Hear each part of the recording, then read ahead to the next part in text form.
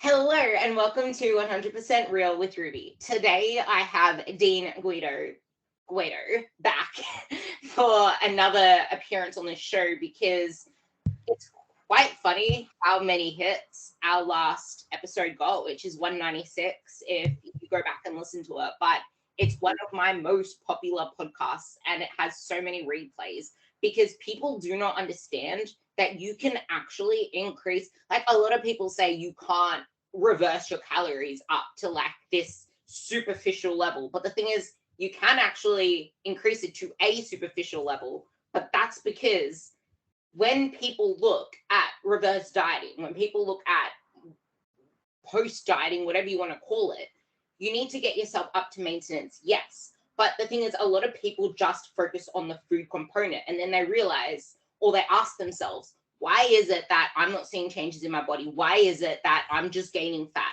I can't eat that much food. There's no way you can eat that much food. Stop putting false information out there. Like I see it on a lot of people's comments on other people's posts. But it's like you don't realize that you can't just look at increasing food after a diet. It doesn't work that way. Like, yes, it does increase your metabolism to some point because your metabolic adaptations will subside and you'll get back to some sort of equilibrium balance. But then you're only going to be accumulating fat if you don't do, like, think of it like energy in, energy out. You need to actually move all the other components of metabolism because your metabolism isn't just your resting metabolic rate. And what Dean is here to talk about is the biggest component of your metabolism, which is why people complain about slow metabolisms. If you're 40 years old and listening to this and you think you have a slow metabolism, no, you don't. If you're 45, if you're 35, if you're 50 and you're like, I used to eat so much more when I was younger, my metabolism's fucked. It's like, no, you were more active back then. You did more things. You walked a lot more. I was a lot more active at school because I was walking between classes. I was active at lunch. Everyone sits on their asses eating lunch. Everyone sits in between. So with all of that being said, I am going to start off this conversation with why people feel like their maintenance is so low or why they can't eat so much food and why people are so freaking scared of eating over 2,000 calories, for example, because they don't know that you can actually artificially raise your metabolism by doing the right things, which we call the high metabolic flux model. So take it away. Yeah, I mean, there's a lot of things there, and I think, like you said, there's like ends up being this communication problem, right? Because, like you said, when you call it recovery, it's now like recovery is better than reverse dieting, and like whatever. But the point is like you increase calories and all of a sudden they're getting fat back or whatever. But that equilibrium comes back pretty quickly. And yeah, like you eat a little bit more food and the thermogenic effect of food goes up, but you end up finding that equilibrium balance, and it's usually not as high as I don't want to say people want it to be, but the environment that they're in and the food that they would eat on a normal everyday basis prior to their diet is probably a lot higher than what it will end up coming back down to and what it ends up being in reality if you're not attending to like other factors like exercise and like walking. But most people think it's a food only intervention, which 100% can be, right? And that's where, again, classic diet information is like calories in, calories out, and everyone focuses on calories in.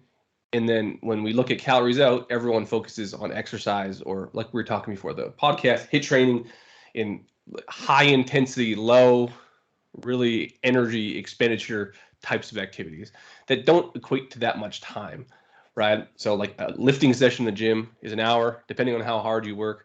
There's breaks, yada, yada, yada, shower, yada, yada, yada. It's 20 minutes of work. That's not that much. HIIT class is half an hour. You got breaks, water. It's just not that much work. And so what ends up happening is that no one actually looks at the walking component or the movement component. And then when we look at high flux versus low flux, a lot of times people think it's not possible because, again, 2,000 calories seems insurmountable, but realistically, they're not doing enough to support that. And that's an easy fix. And I think we were talking about that before. So I don't know which way you want me to lead with that. But one thing that I did want to say is that a common myth, like you were talking about, was that as we age, our metabolism slows down. And that's true to some extent. They had that study I think covered by Stronger by Science, where they went over it for anyone that wants to look at it. But it was just a longevity study looking at metabolism over as they age, and like it goes a little bit down when they age, probably mostly because of muscle mass. But the biggest impact to that was, like you said, was they didn't do it enough. And realistically, as they age, their lifestyle changed, their environment changed, and really the times have changed. A longevity study looking at 40 years of data take account the internet and Uber Eats and taxis and all that stuff. Like the world's changed and we're doing a lot less, and a lot of that stuff doesn't get talked about. But anyways, yeah. I don't know where you want to go with the high flux versus low flux, but I'm open to kind of break down that easily. I wanted to touch on that study a little bit more for everyone. It's that you guys need to realize that metabolism composes of your like basal metabolic rate and then everything else. That study showed that your metabolism does not slow down until you're 70. And that is your basal metabolic rate. And the only reason it slows down when you're 70 is because your organs start doing a lot less work. Like think about it, brain deterioration. Like you do less cognitive work. Your brain uses a shitload of energy to do its daily tasks.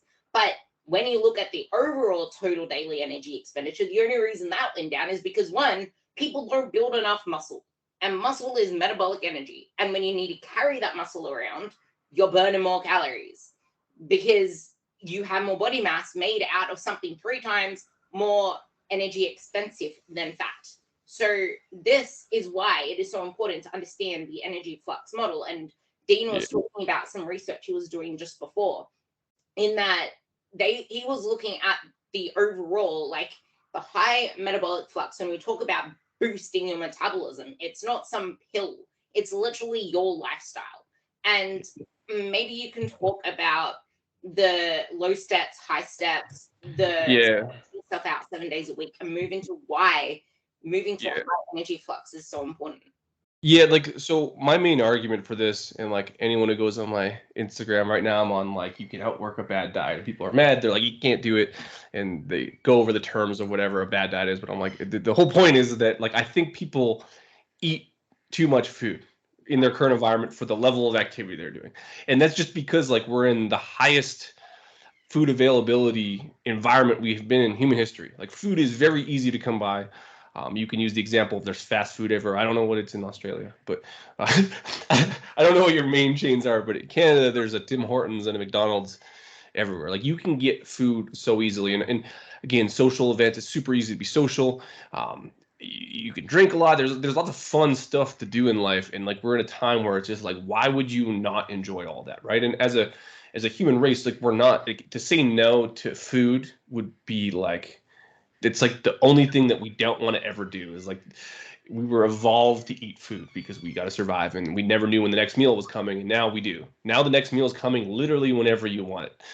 So again, I would argue that most people's food environment ends up being a little bit more calories than what they're actually supporting with the movement. And when you look at the intersecting line of, like we talked about, metabolism slowing and activity slowing, again, I would say as things have become, I guess, easier, we've also made our lives so easy that we actually don't do as much. We can make money and survive by sitting at a desk. We're sitting at a desk doing a podcast.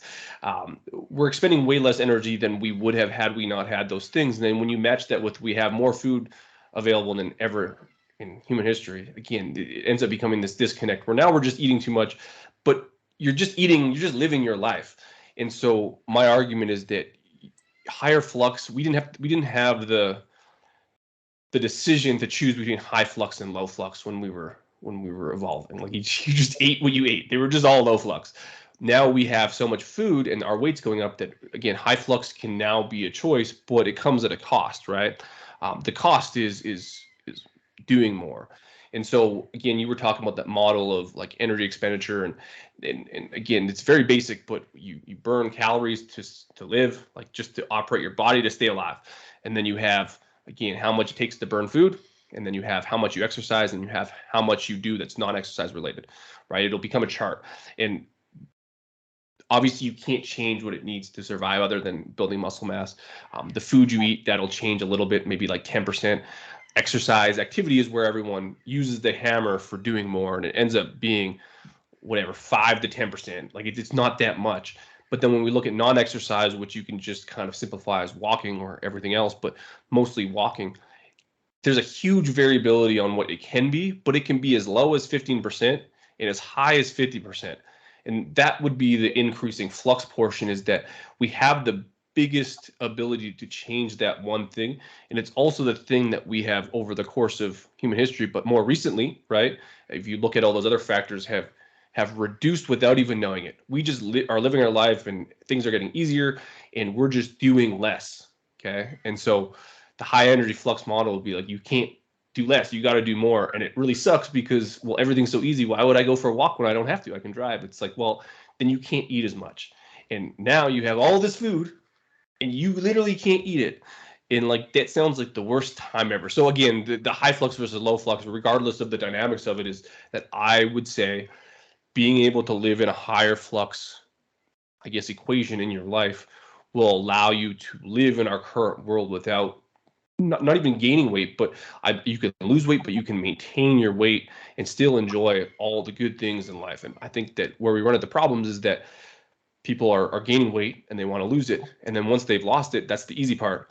Now, how do you keep it off for the rest of your life? It's not just eating less, because like I said, you basically would have to say no to 50% of your life, and no one's going to do that. Sorry.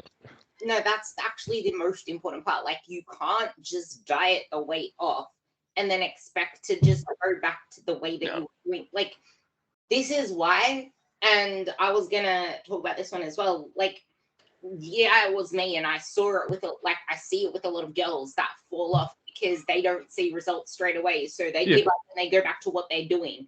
And I have a perfect example of one of my girls. Well, she's not one of my clients, but she did want to start off as a client, but then she didn't feel like there was going to be enough progress straight away. So she went back to doing 6-7 days a week, HIIT workout, 2-day sessions. No progress has been made. 2 years later, she's not one of my clients, like I said.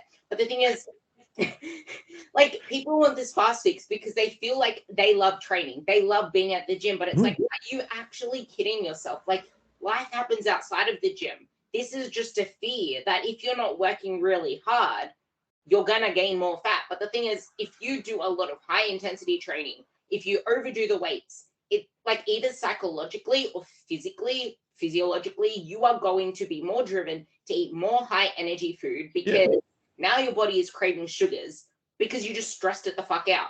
Like, well, they have studies on it. Like, essentially, people that work out, I can't remember. I'm not gonna even pull up the names. I fucking forget half of them. I forget all of them. But like the people who worked out, like you would assume like, okay, I work out, my diet's gonna remain the same. I'm gonna lose weight. And what ends up happening is that people that work out, they need a little bit more food because they're working out, but their estimation on that is totally fucked. Essentially, people that worked out and just like ate what they thought they needed was way more than they actually needed, because again, there's a disconnect between how much you actually burn in a workout. And again, you go look at those estimators, and we talked about calculators, and you look at what's on a treadmill and the Peloton, how many calories you said it burned. If you ate back what MyFitnessPal told you did in exercise, like you're gonna gain weight. So it's just, there's a disconnect between the reality of how much work we're actually doing, because we feel like it's hard. So if I feel like it's a hard workout, I should be able to crush chicken wings. And it's like, well, no, you get to eat an extra 120 calories, which is a glass of orange juice. Like, and that doesn't equate to that much. And that's where, again, can you exercise enough to eat a pound of chicken wings in 2 beers? Yeah, it looks like 3 hours of running. Like, you know what I mean? So there are people that have the type of exercise that would elicit them to, again, be in a higher flux model. But the amount of flux increasing from working out is like negligible. Like, we're talking like between 90 calories and 300 calories, depending on the person. And most people fall on the low end of that, unless they're like, I'm going to say elite athletes, but there's a vast discrepancy between effort in the gym, and usually it's reserved for people who've been lifting for a long time. So again, there's just this disconnect about how much we need, and it's been studied, but that's a big idea, right? Is that you would work out 7 days a week because you like it and you're going to build muscle and yada yada yada, but it's just not that much. And the reality is, it's not that much. I'm sorry to break it to you, it's just not that much. Yeah, there's actually a few things I want to touch on, because a lot of things you said, I want to actually break it down to what people can relate to. And that's the first thing. There is no such thing as net calories. I had 2 girls ask me recently, what calories do you want me to put down in my check-in sheet? What calories? Total calories. I'm like, what are net calories? And then, like, I'm so not used to hearing it, and then it hit my mind. I'm like, you have the exercise thing on MyFitnessPal, don't you? Get rid of that shit. And she's like, okay. But it's like, there is no such thing as net calories, because if you're going to go by net calories, you're going to find yourself very, very overweight, and you're going to find yourself overeating. And the second thing is, if you're not feeding the activity you're doing, and I'm not talking about walking, I'm talking about high impact shit like lifting weights. I'm talking like HIIT. I'm talking like your freaking CrossFit dumb shit, flippy about stuff that you do because you think it's going to make you lose weight, not because you think that you like CrossFit and you want to be an athlete in CrossFit, because there's 2 different things. And I find a lot of people gravitate to CrossFit WODs because it feels like you're doing a lot of hard work, but then they think that they're going to be burning a lot more afterwards. And even after weights, like I hear people saying, just do your workouts, you're going to burn a lot more afterwards. And it's like, no, you're actually not. The point is to build muscle, because that muscle takes a lot of energy, yes, but it's not as much as you think. You need to walk. You can't just sit down with that workout and think, I'm burning energy because I just did weights. Yeah. Well, it's a huge point. Again, that's studied, but you can see it, like you've probably done it, is that, again, overall, if we use the word net, the net activity expenditure that you're doing is usually going to try to find an equilibrium. So most people will work out hard, right? And without knowing, they'll regulate to beat equilibrium, and subconsciously that usually comes in the form of walking. So much like we talk about walking as the additive to increase flux, if you left your body to its own devices and your habits, you're going to have a hard workout. Your body doesn't want to it wants to be at equilibrium. It will just stop doing stuff without you even knowing. That's that whole idea of, I had a hard workout. So before I would have went on a walk. Okay. Well, if you went on a hard workout, you're usually going to just go sit on the couch. So you may have burned an extra 100 calories, but you didn't expend an extra 200 calories because you're fucking tired and you're sitting on the couch. So you need less than you did, and you worked out hard. And again, that becomes one of those things where we can manage and look at that, and you can talk about net calories or whatever, but there's a cost a lot of times to doing that. And that's that energy adaptation model. Is like, if you deprive your body of stuff, it will find a way to fight back. And it's usually in energy reduction elsewhere, because if you go to workout and you go to the gym and you do HIIT training, you're going to go there and you're going to force your body to do it. You're going to turn that switch off and be like, fuck you. You're eating less, and I want to do less, but if you show up to HIIT class, you're going to do it because you're going to force it to do it.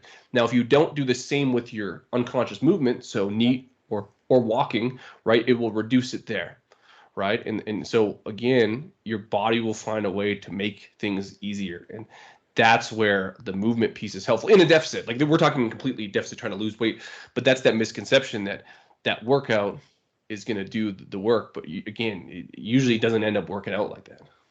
Yeah, I feel like what people also misunderstand metabolic adaptation, because your metabolism only slows down about like 10% when you start dieting. Like, this is my series that I've been putting on Instagram, and if you're listening to this in the future, you can go into my guides at the top, and I'm literally putting out educational content on what metabolic adaptation is. I'm putting out the hormones that are stopping you from losing weight, and it's not cortisol, it's not insulin, it's leptin. And I talk about that then, but the thing is, leptin causes a cascade effect that makes us burn less and walk less and move less and fidget less and blink less. Yeah. And that is why your 1,500 calories is now a surplus, because you don't actually, like, you can be doing all the things, but you don't understand how much it's slowing your body down on the inside. But something that you said as well that's really important is you need to actually feed the activity that you're doing. And like I said, this isn't talking about your walks, but I see a lot of people underfeed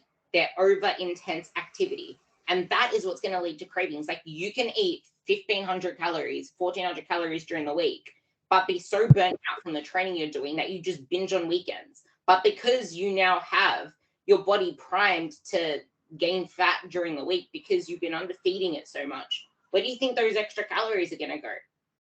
It's just a shitty time. Like, you can, like, and at the same time, you could do it.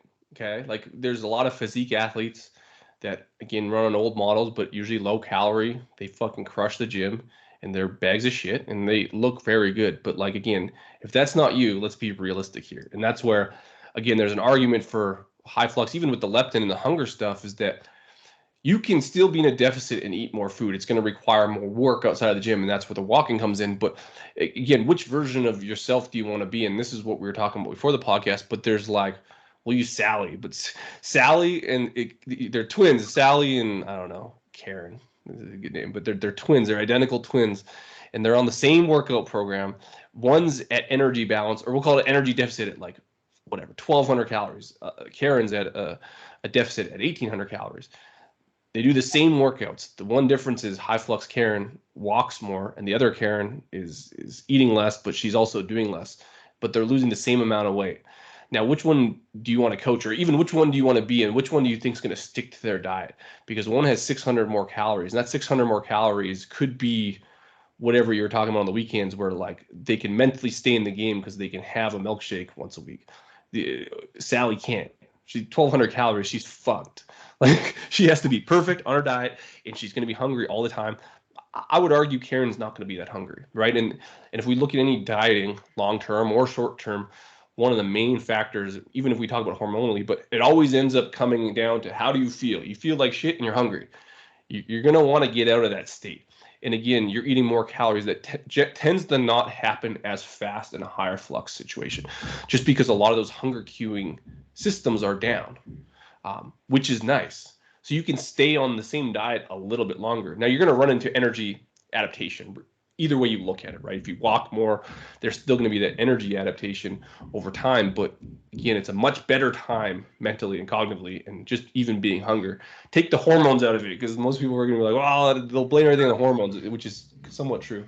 But it just looks like being hungry. Yeah, that's the thing. Like, you can override your metabolism slowing down by moving more. But the thing is, it's going, like, your body's going to be craving more energy regardless. And hunger isn't a bad thing when you're starting a diet, but walking actually regulates your appetite to a certain point, because if you're in a proper deficit, and yes, you can mitigate hunger by eating volume foods, but it's going to happen regardless. And the more, like, this is why diet breaks are so important, because if you keep trying to white knuckle a diet for an extended period of time, you're actually going to take longer to get to your goal, because your body's going to fight back. And like, a lot of people that try to do this already have a lot of fat mass to start with, which means you're more insulin resistant. Walking improves that, for number one.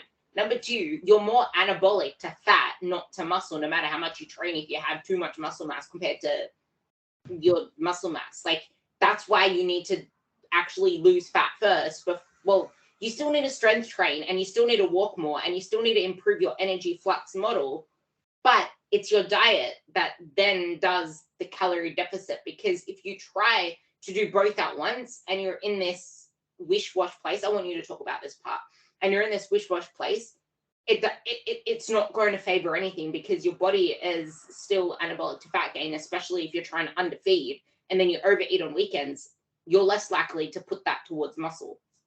Yeah, it ends up being, like I said, it's a bad time. And like, I just don't think most people are going to stick to it, because if they were, we would see, hey, I worked out and I ate less and I lost weight forever. And that's just like, even in the research, that's not like true. Like, low calorie, we'll call it lower calorie, lower flux, whatever you want to call it.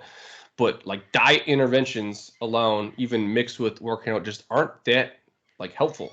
Like, they work, right? But if we're talking about keeping the weight off, which again seems like that would be the main point of it, hey, I lost weight, but it's like, you don't want to be that person that, oh yeah, my diet worked, but then I gained it all back, but it worked. It's like, no, it didn't fucking work, because you're back at the same place. And that's where there's this idea, and this is where walking is helpful, because I think, like, regardless, the workout is probably going to stay the same. If you want to get in the gym and get after it, you could probably like say, hey, if that's a constant, then the walking thing would be additive, and that's where the calories come up. And again, it kills like 10 birds with one stone.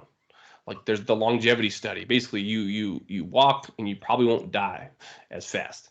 That's a huge thing. I don't want to go into the dynamics of that, but basically, it's good for you. There's substrate use. So if you have more food and you have a better ability to use it because you're in a higher flux model, again, you have more energy available for those workouts. Hunger's down. You don't have like you're not hungry all the time. Like, have you ever worked out when you're hungry and you're pissed off as shit? Like, it's not, it's again, not that helpful. There's so many things. Again, it can increase flux. It can increase your deficit if you're on the same amount of calories. Like, and it's not that hard to recover from. So there's a lot of things that are positives, that are additive, that kind of stack out on top of each other. And the one negative, well, two negatives, is you're injured, you can't do it, which would negate a lot of exercise anyways. And then again, the logistics of time, right, ends up being the one negative depending on how you look at it.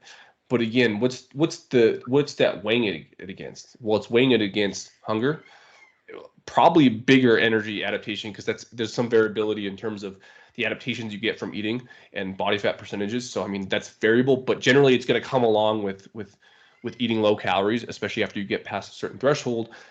And again, you're not going to have as much energy for your workouts. It's just going to be, and you're going to have to, like you said, you're going to adapt to it. And then at 1,500 calories is going to need to be 1,200 calories, because again, your energy levels are going to start coming down, and how much you can use and how much you do is going to start coming down. And it's just like this model that just you have to keep slashing calories over and over and over again, where if you use walking, you will eventually have to slash calories, like depending on how lean you want to get. Like, again, that's a personal choice, whatever, but you can maximize your calories first and max out your output first to get to a point where now, instead of starting at 1,300 calories, and I'm using 1,300 calories, but whatever your starting point is when you're just using food only, you can now start at 2,000 calories. And by the end of it, maybe you're at 1,300 calories, but you're already so far down the diet rabbit hole. You'll be able to do that diet longer. Person at 1,300 calories is not doing that long. Like, let's be realistic. And so it's just going to be a tortoise versus the hare thing. But I would argue it's the same speed. You can just do it longer. And you probably don't even need diet breaks a lot of times, what I've seen observationally, because, again, people need diet breaks because they're fucking hungry and they have low energy and they have all these adaptations. Well, when you're eating 2,000 calories or whatever, like, again, I just don't find observationally that those things that come along that you need the diet break for, which is really just to kind of mentally boost people. Like, it's really not, like, you kind of recover your metabolism, but like, it's not that much. But again, you don't have those same feelings when you're in a higher flux model. You're tired and like you're working hard, but like you're actually working hard. It's just one of those things where it's not a negative feedback loop. And so diet breaks just fix the negative feedback loop. It puts a patch on it so that you can continue fucking hammering yourself, or you could just do it by eating more and doing more. Again, one cost is time. Yeah, I find that diet breaks are only needed if you're doing more of like an aggressive type of approach.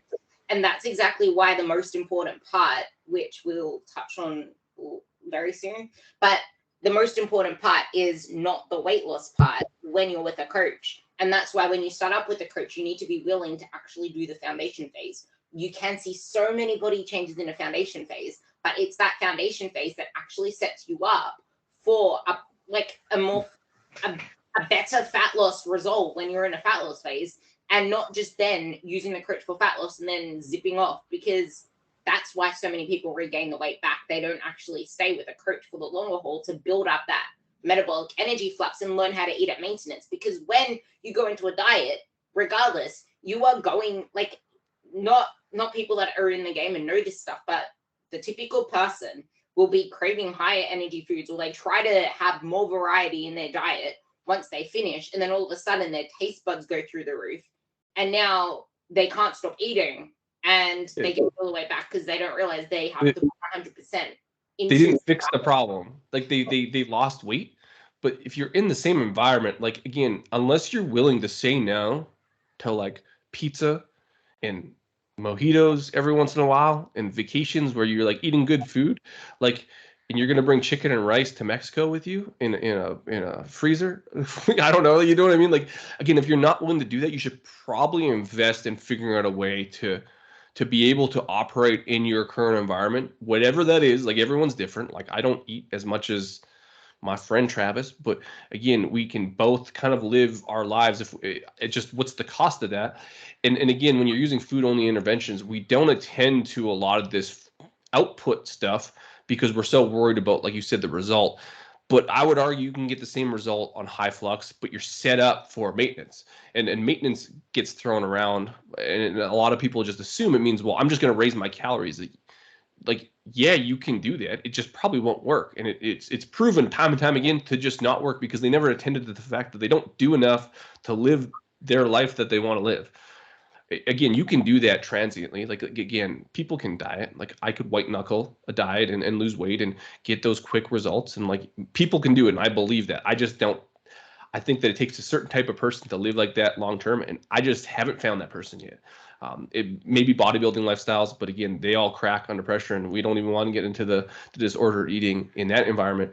And so, again, without attending to that, again, I think that it would be a loss. And that's the hard part to break as a coach, is because explaining that to people, they're like, yeah, but I want to lose weight really fast. It's like, just, you have to build that relationship and that trust. But again, that's what this podcast is for. Like, hey, the common thread is this, when really it should be this. If what you're saying is true and you want to lose weight long term, because what you're saying is going to get to fast weight loss and you're going to gain the weight back. So again, that's your choice. You can do that if you want, but this is probably where you're going to end up. If you do it this way, you'll probably get weight loss and you'll keep it off, and you'll probably lose more over time. You get to choose your poison here. And again, I think a lot of people would still choose fast weight loss because they think that that's wrong. And again, it's hard to see it without doing it, but we're talking about walking usually. Like, this podcast ends up being about flux and all this stuff, but it started off as us wanting to talk about walking, and that's really the fix to all this, is walking 10, 12,000 steps a day, not 3. That's the biggest thing. Like, it's not just about walking. Walking is one element of flux, which is what I did want to get into, but I feel like I actually only just realized this 2 days ago when I had a rant about a specific person in the industry who's really into, like, well, he's very technical with like exercise and stuff like that. But then when he gives a lot of, he knows nothing about nutrition, to be honest. But when he gives like advice, it like, you can't claim that you can help people's nutrition if you don't know anything about it. Like, just studying it in the literature is jack shit. You don't work, like, this is the problem with a lot of researchers. They don't work in the trenches, and research is bullshit without working in the trenches to actually know, because this journey is nothing to do with the physical if you actually think about it. It's all mental. The physical is what happens as a result of the mental, and no one understands the mental aspect of aggressive dieting, of yeah, okay, cool. There are some people that can aggressive diet, but those people that promote that shit or say that, yeah, it's a possible thing, do not know the mental consequences of it. And once you finish that aggressive diet, you start off with all good intentions. I just want to get rid of this little bit of weight, but then you get mentally attached to it. You start having a negative relationship with food.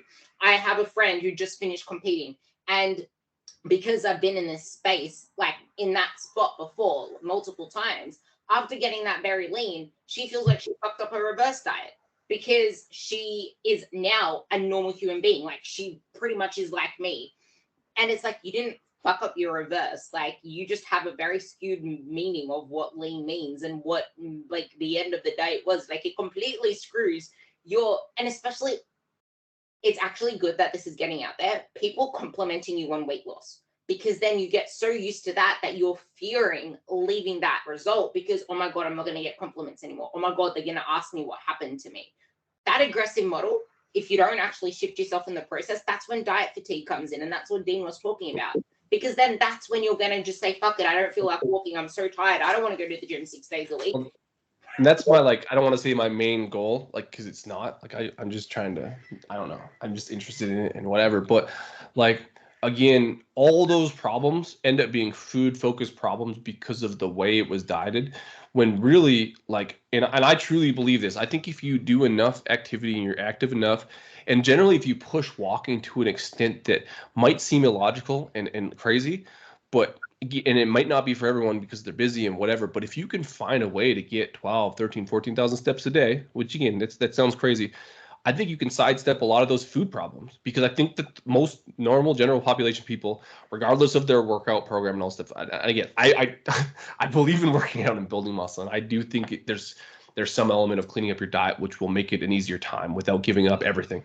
But I think that if they were to increase flux generally just from walking and being a little bit more active and finding a hobby that's physically active, they probably wouldn't have to worry about diet fatigue, because they wouldn't actually be worrying about diet that much. And anyone who's walked that amount, and I know you walk a lot, like, there's a lot of time off the table where you're thinking about food. Like, and that alone comes at a cost of probably like 300 or 400 calories alone.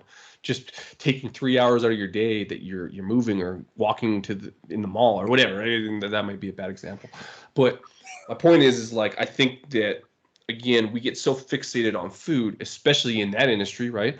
The way things are commonly done, and again I don't even believe that they have to do that, and that's coming around a little bit with higher flux dieting in physique athletes, especially if you look at the Eric Salazar stuff with Krieger and the weight vests.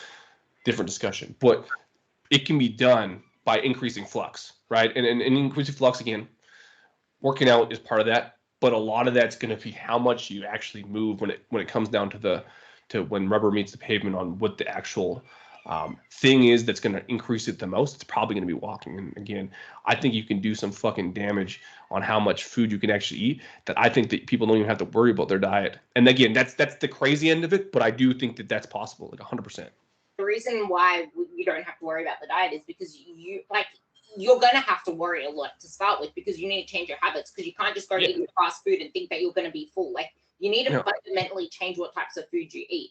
And it's funny because I was having a conversation with one of my girls the other day, and she's just like, I wish I liked Nutella. I'm like, why? Because I love all the gooey foods I'm seeing on Instagram and I just want to eat it all. I'm like, I don't even give a shit about that stuff because I don't have a restrictive mindset like you. Because I've been trying to get her off 1,300 calories. Like, I'm like, you need to eat this. She has 1,800 calories in her thing. And she was so, like, she kept under eating at 1,300. I finally got her up to like 1,600, 1,700. I'm like, because you still have this restrictive mindset around food, it's all you think about. It's all you want to. You can't have this. And then the second you can't have it, generally people want it. Like, that's not always true, but generally, like, you can't eat McDonald's because it's bad for you. And that might be true to some extent, but you can, but you probably won't even want it if you're eating like again, I don't even want, like, the only time I want like McDonald's or Arby's is when I'm usually stressed, or again, we talk about workouts. If I had like a crazy jiu-jitsu workout and I'm fucking like smashed, like, yeah, that's the first thing I'm going to think about. But generally, like, I don't think about that. And again, I think that a lot of those mental food dream shit goes away when you actually have enough food and you're not in that restrictive mindset, because it's not restrictive. Like, that's the one cool thing about high flux. It can be restrictive in the sense comparing apples to apples in terms of a deficit. But generally, that same deficit that, like, and I talked about Karen and Sally, they're the same deficit, different calories.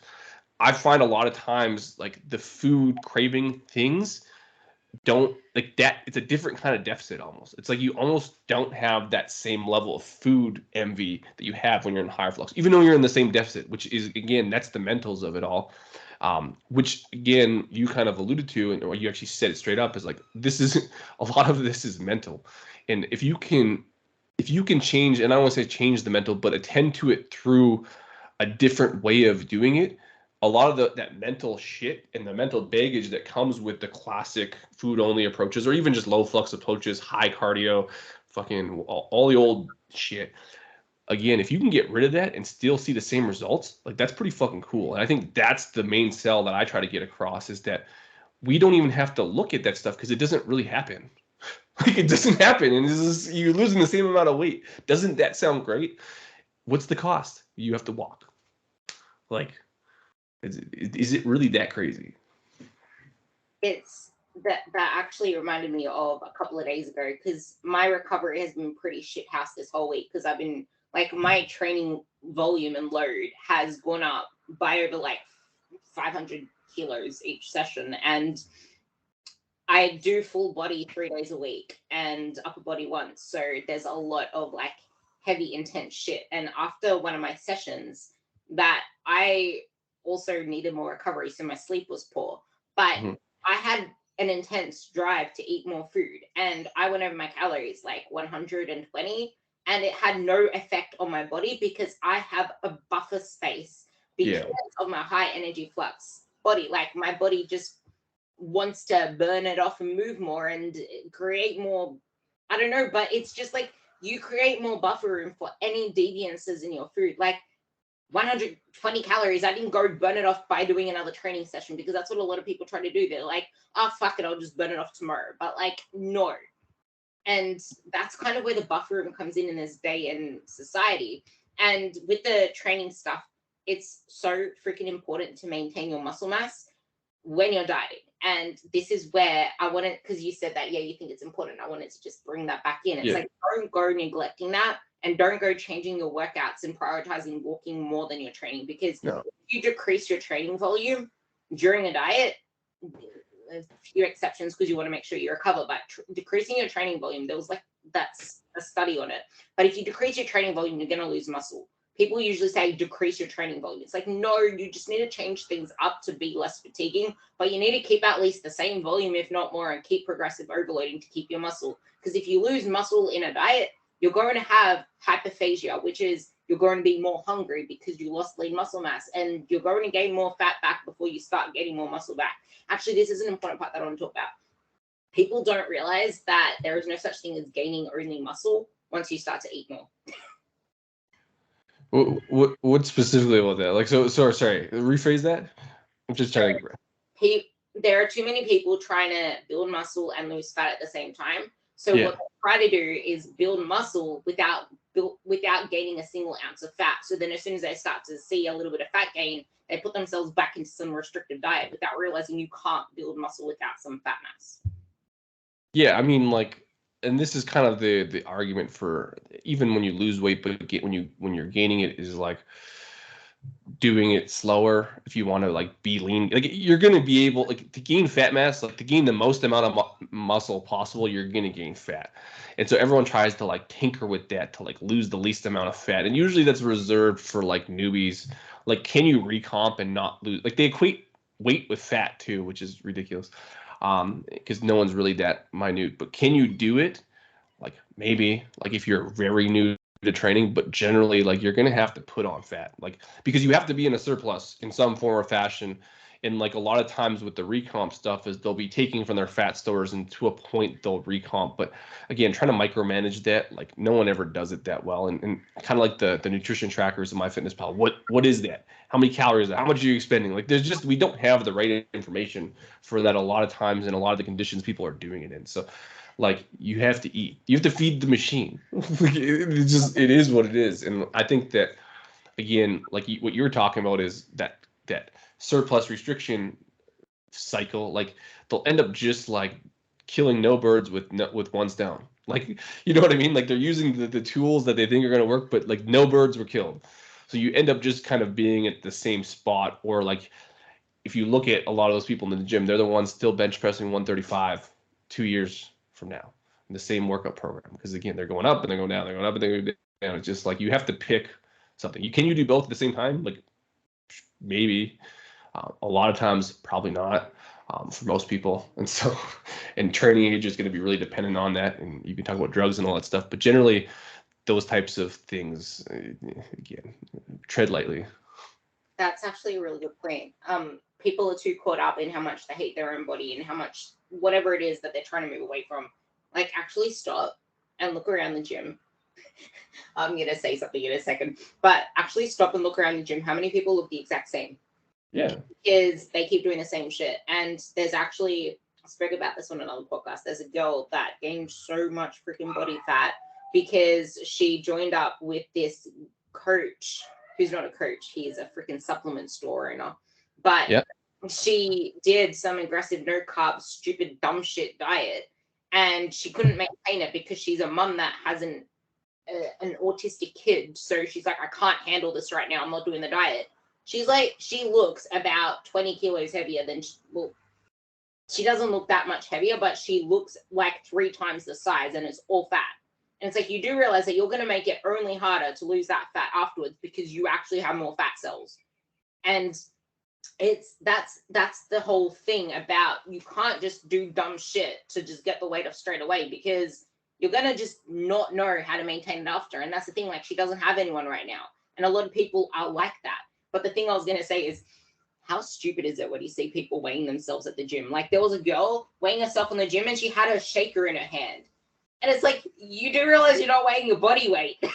And you're bad information. Like, it ends up being like, and this is where like I don't necessarily have a gripe with counting, but it's just like a lot of times that's why I'm trying to push simple strategies that work. Like, because we're talking about people who in like trained populations and people that want to build muscle. Again, I think that there's probably a place to be a little bit more minutia orientated with the data, because again, your goal is different than Sally who wants to lose 10 pounds, but a lot of the same things work.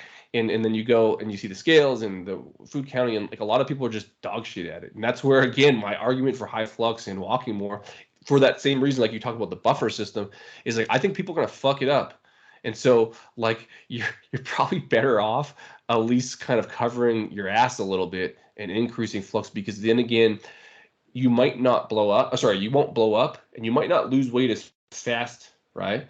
But you probably won't gain weight, and that's something, again, most people don't want to hear, right? They're like, well, then it's going to take longer, and I'm going to do this. I'm going to be really aggressive. It's like, no, you're not.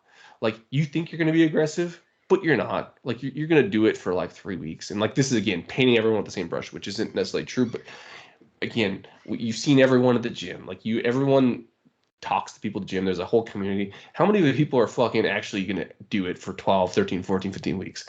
Like, let's be honest. Like 2, and then they may get it all back. It's like, this is where like this shit matters, because I think, again, and this is very like negative as a coach, but whatever. It's just kind of the reality of the situation. Most people are fucking up the data. They're fucking up weighing. They're fucking up how much estimating they're burning and all this stuff. And that's where, again, if you can figure out a way to kind of circumvent that, and we'll call it accuracy, but just user error, you can't fuck up walking or move. You know what I mean? Like, you get a step counter and you count it, just like you can't really fuck up volume if you actually count it.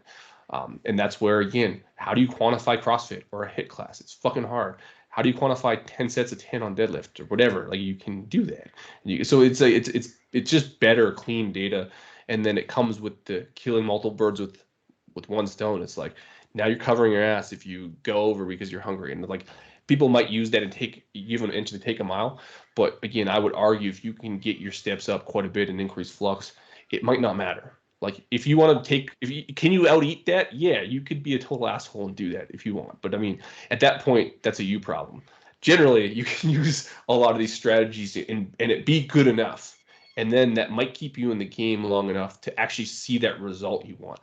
And again, I don't think many people want to like buy into that strategy. They would rather just, like you said, go to the supplement guy who's going to do this, or the person that promises them the world.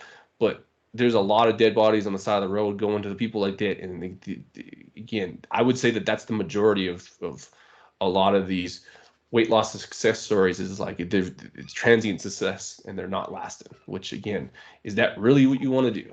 I don't know how I turn that into that, but that's sort of. No, that's perfect. There are 3 things I want to say on that. Number 1 is people do that because they feel like working hard to get results, which we already spoke about. Yeah. Suffering with results. That was number 2. Number 3 is it's stupid, especially when there's like, we don't have Slimming World here, thank God, but there's like little clubs and hubs of people that know each other that are doing the same shit. So then they have their identity warped around that. So they feel like, hey, it's working. I feel really good doing this. And then I know someone at my gym that always envies like these other people that have amazing bodies. It's like, well, you're doing dumb shit. Like, you spend an hour on a stair mill. You do random like poppy shit without any real weights, and you just do the sled over and over again. And you carry dumbbells back and forth, thinking that that's going to do a result. Like, and they go home and sit all day, like, or they sit in the office all day. And again, that's not to like negatively talk about their lifestyle, but again, they're just not doing enough. When the reality is like, they're not doing enough to look like that person. And what they think is that the gym is going to change that, which it will to some extent. Like, you get better at lifting, better technique, a better program, like commitment over time and years. But again, you don't do enough outside of that. And that's the main fucking point that I don't think people want to get, and they don't believe it. Because the 10,000, like, and I didn't believe it when I was 20 years old, and my mom was talking about Oprah and the 10,000 steps, and like 10,000 steps has made a resurgence multiple times since like the 60s when it was big in Japan for a step counter company. Anyways, the point is like, I didn't believe it. And then now I believe it, because again, you look at how much NEAT impacts things. That's where the real work is in terms of a lot of what we do to burn energy. Now, could you get more in the gym? Maybe. Like, I believe endurance bikers and ultra runners and a lot of people that do a lot of like endurance type events, they burn way more calories. But again, are you there? Like, well, I'm not talking about that person generally. Like, that's not the person that's even in this gym talking about it, right? And so they're the people that argue that, because they're like, yeah, but I do that. I'm like, yeah, but fuck off. Like, you're not the person. Everyone else thinks this. And so again, what solves that issue? She can do all the stupid shit she wants. in whatever. But I mean, she doesn't walk enough. She doesn't do enough. And again, I come back to that you're just not doing enough. Yeah, three things. The first one is that's the whole point of what I said. He wasn't in the trenches, like that person I was talking about. Yeah. Most people, like a lot of what you're referring to is because you know you can do it, and you know that in your past, you and your athletes you train with, and everyone that you speak to is of this elite level that wants to like commit to shit. But the general person that needs to lose weight, that wants to go on a diet, is someone that is busy, someone that has a busy lifestyle, someone that has kids. And people also think that being busy means they're burning a lot of energy and can eat a lot more. But it's like you're busy sitting on your ass or in a car. Like it's not negative on anyone's lifestyle. It's just the fact that it's not understood that that's actually holding you back, because that's the reason you do it, because you don't understand just how important it is. And number two, sorry, go ahead. I was gonna say number two is actually feeding on that. And that's one of my girls is a PT. She had to do a diet on 2,300 calories. And she lost a lot of weight on 2,300 calories. But what do PTs do? They're on their feet all day. They're moving weights and putting weights away all day. Like that is the absolute difference between someone who is active and someone who is not active as well. And when I was training for my half marathon, and even right now, because I walk a lot, I don't even walk, I work, but I work with a walking desk.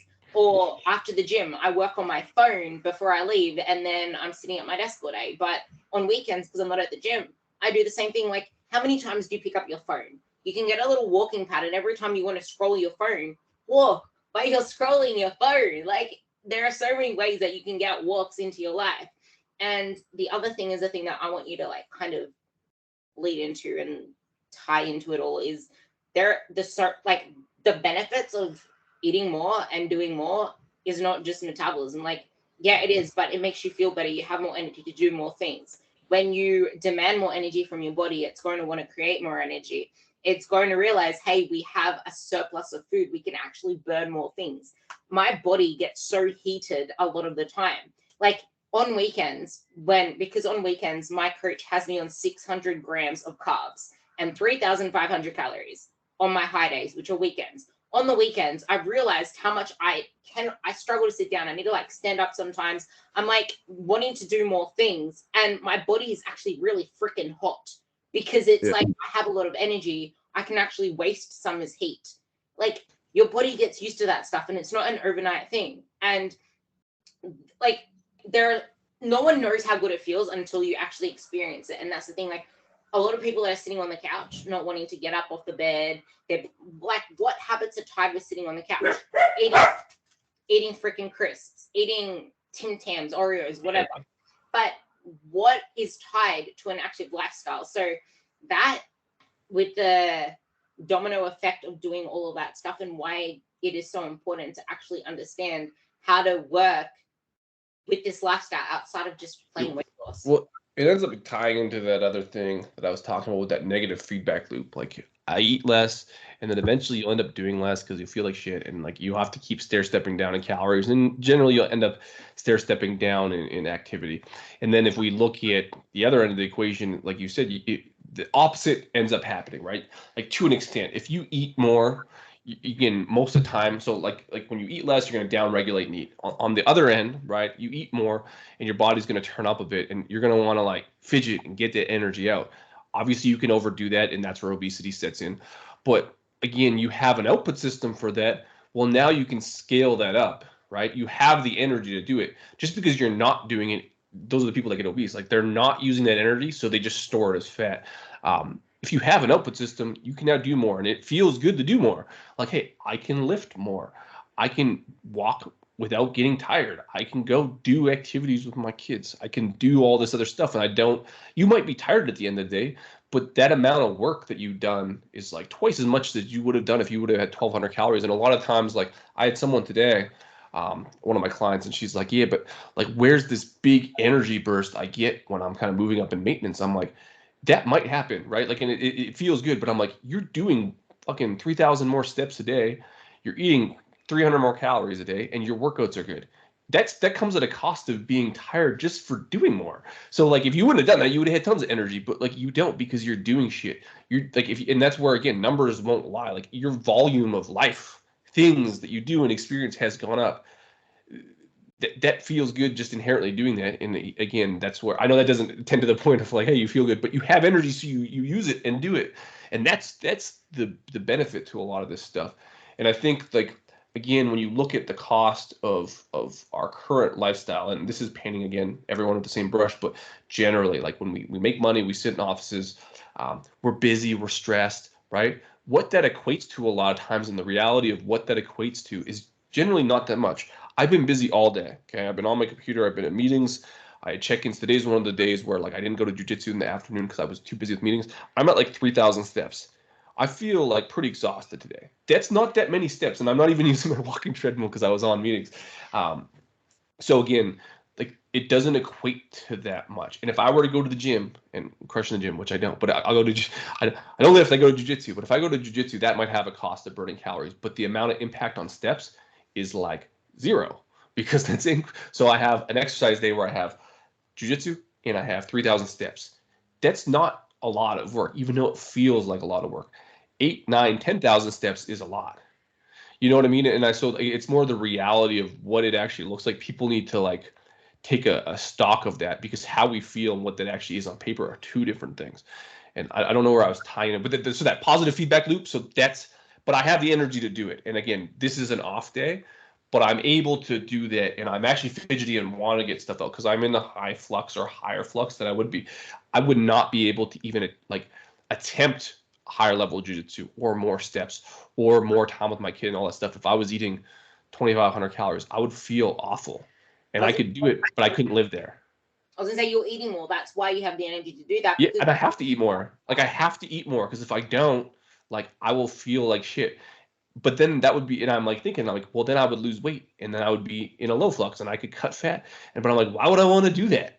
Like again, I'm at a spot where I'm at my maintenance, but like that's how I would lose weight, which would be to like basically have today. What I did today is like not eat that much, and it's just like that seems like an awful time. And again, it's a negative feedback loop because we both know that if I go into that situation and lower my flux and do all that, like my jujitsu is gonna get worse, which I'm gonna hate. I'm gonna like feel tired. I'm not gonna want to do stuff.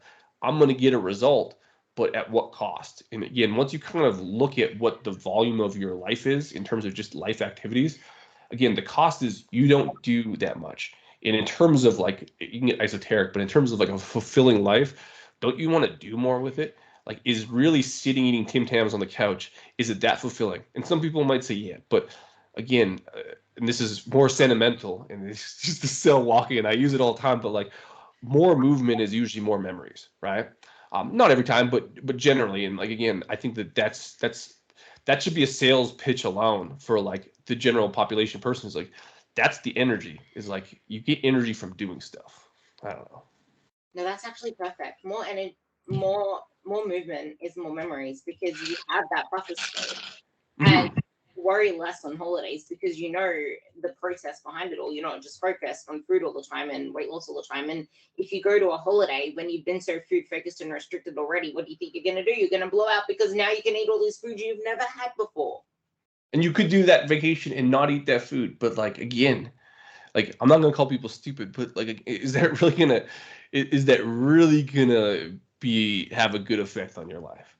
And like you said, if you do enough, it's really not gonna matter. Like you probably gain the same amount of weight. So let's just say you go on that vacation and walk like in a lot. You have the same experience. You might gain the same amount, but when you come back, you're gonna be fucking crushing it off, and like it will be like nothing happened. I don't see that a lot of times with people who are like really dieting and go on vacation. They'll blow up like 10 pounds and it'll be very hard to get off because again, their lifestyle just doesn't support, like it just doesn't support it. Like you would have to overhaul everything. So again, why not work on both?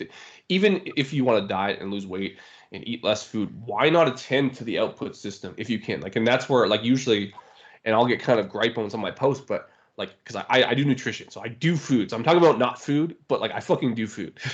But in that order, food is usually the third thing on the list. If I was to like have like a personal preference, it's walking, it's exercise, and that could be lifting or whatever the fuck you do, biking, whatever program, and then it's food. Because again, without attending to that output system, long term, you're fucked. Because if you only use food to hold that system up, that's fragile to a vacation.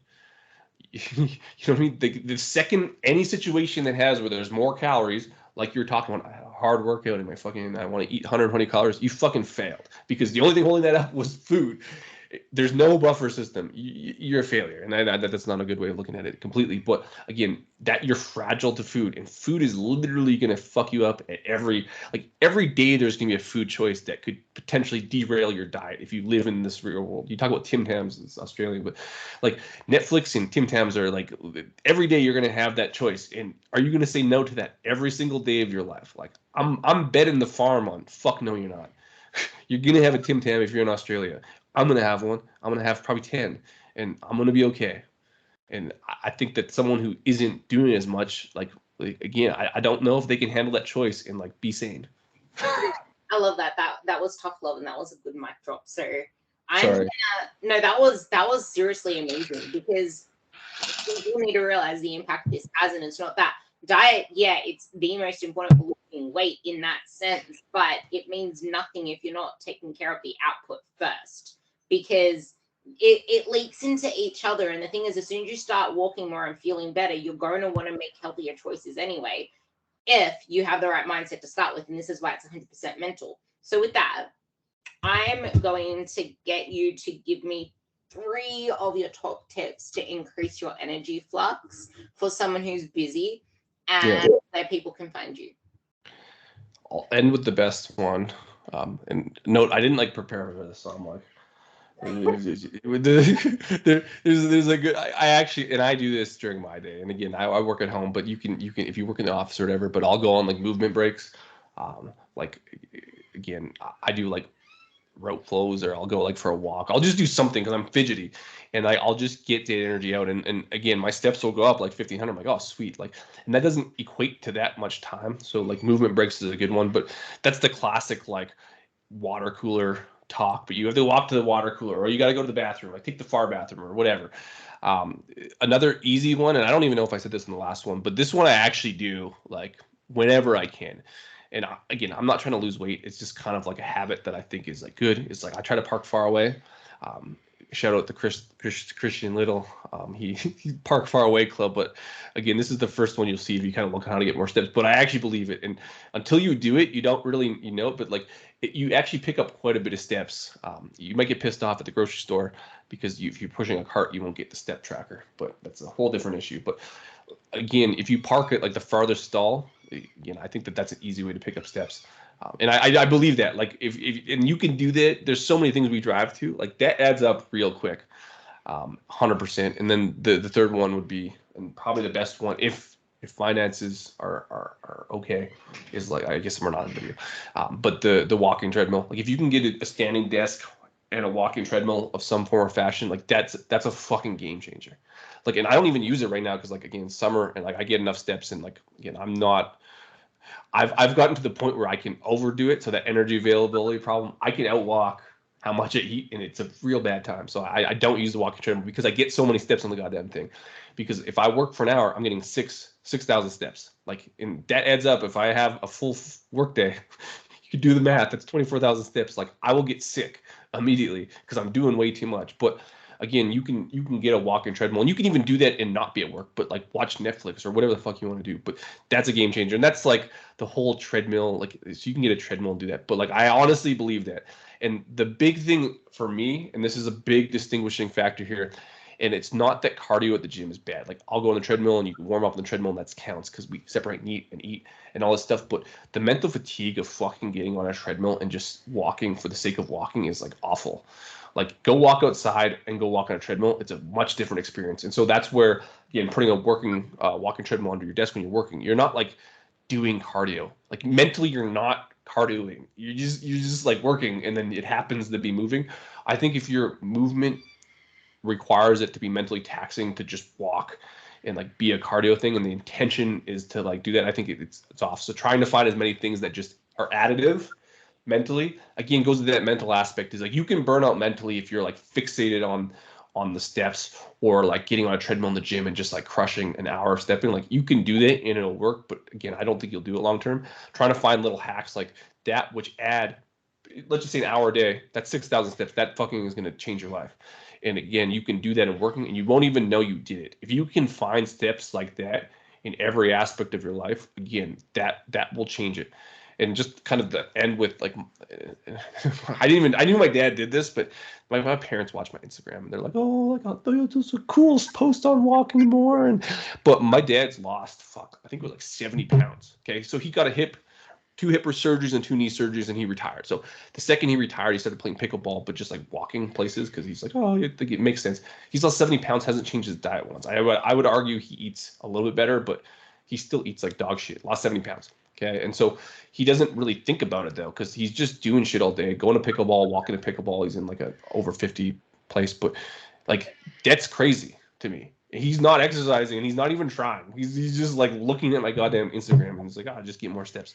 But he's not in a gym just crushing the treadmill like the treadmill bunnies that they call them. I don't know if they call them in Australia, but the cardio bunnies. Anyways, again. So anyways, trying to figure that out. So hopefully that helps. I know that's a rant on that, but again, I think that's a key point where that doesn't get translated enough in the messaging, but I think that's a huge factor in just being able to sustain it.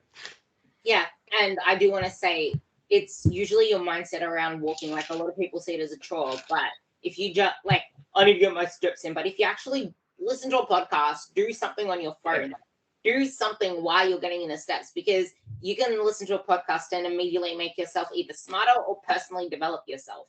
You can actually do your Instagram scrolling online. You can read a book on your phone. There are so many different things that you can do to enhance that experience so that you're not even walking. You're just plodding along while you're doing something else. So mowing the lawn, we bought a lake property this year. And it was the point is like I have 2 properties that keep, and I didn't actually get upset that I had to mow 2 lawns because I was like, oh sweet, I'm gonna get a bunch of neat done.